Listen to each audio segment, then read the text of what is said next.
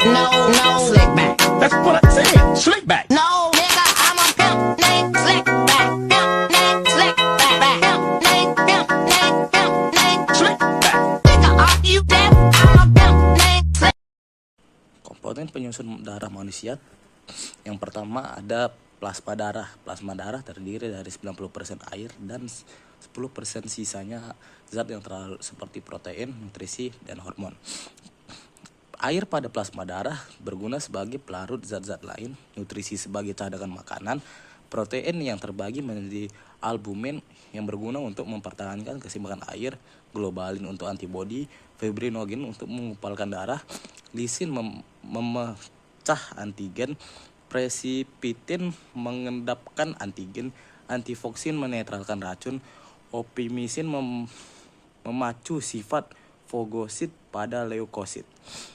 Yang kedua pada komponen penyusun darah pada manusia adalah sel-sel darah yang terbagi menjadi 3, yaitu pertama ada sel darah merah atau eritrosit, yang kedua ada sel darah putih atau leukosit, dan yang ketiga keping darah atau trombosit. Baiklah, saya di sini akan menjelaskan tentang sel darah merah atau eritrosit. Berjumlah 99% dari darah, berbentuk bikonkav, tidak punya inti sel, berwarna merah karena ada hemoglobin, berumur 120 hari. Eritrosit yang mati dirombak di hati menjadi bilirubin dan biliverdin. Jumlah sel darah laki-laki yaitu 5 juta per milimeter kubik, perempuan 4 juta per milimeter kubik. Sel darah putih leukosit. Leukosit memiliki inti sel sehingga dapat bertahan hidup berbulan-bulan. Tidak memiliki hemoglobin sehingga tidak berwarna merah.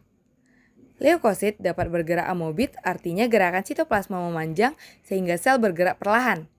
Leukosit berbentuk tidak tetap dan dapat menembus dinding pembuluh darah. Leukosit diproduksi di sumsum merah, limpa, dan kelenjar getah bening. Leukosit berjumlah sekitar 7.000 sel per milimeter kubik darah. Berdasarkan karakteristik sitoplasma, jenis darah putih terbagi menjadi 2. Yang pertama granulosit, yaitu sel darah putih yang sitoplasmanya memiliki granula. Contohnya neutrofil, eosinofil, dan basofil.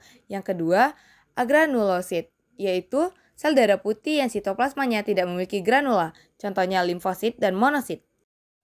Jadi, di sini kita akan membahas bentuk leukosit, granulosit. Yang pertama itu ada basofil. Basofil itu jumlahnya 20-50 butir milimeter kubik darah. Yang kedua, plasmanya bersifat basah dan memiliki bintik biru. Nah, yang bintik biru pada gambar yang di samping. Nah, bintik biru tersebut mengandung histamine. Nah, yang berfungsi sebagai memberi reaksi alergi histamine dan untuk pembukaan darah heparin. Nah, basofil ini sifatnya fagosit. Artinya, sel dapat menelan material padat di dalam tubuh. Kedua itu ada eosinofil.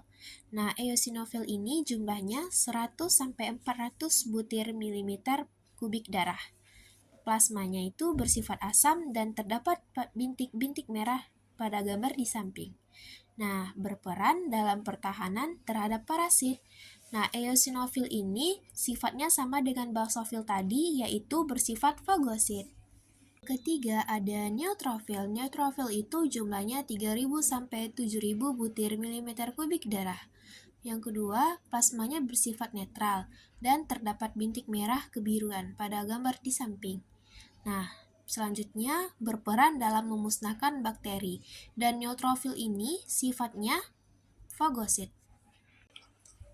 Selanjutnya kita akan membahas bentuk leukosit agranulosit. Yang pertama itu ada limfosit. Limfosit itu jumlahnya 1.500-3.000 butir milimeter kubik darah. Yang kedua, tidak dapat bergerak bebas, tapi dia dapat membentuk zat antibodi. Dan selanjutnya berperan dalam pertahanan terhadap serangan mikroorganisme, makromolekul asing, dan sel-sel kanker.